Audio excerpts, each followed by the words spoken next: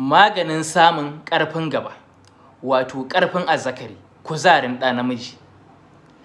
A samu saiwar marga sai a haɗa da jar kanwa a dafa ta da jar kanwa sai a rinƙa sha. Alfarmar Annabi da Alƙur'ani za a samu ƙarfin gaba, za a samu lafiyar gaba bija Rasulillahi. Idan har kai haka baka samu abin da kake so ba, to lalle kana da iska.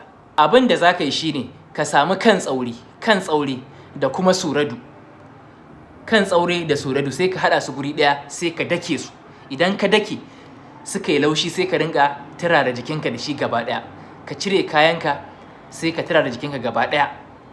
Za ka yi haka na sati ɗaya. Alfarmar Annabi da Alƙur'ani za a rabu da wannan iska wacce take lalata gaba.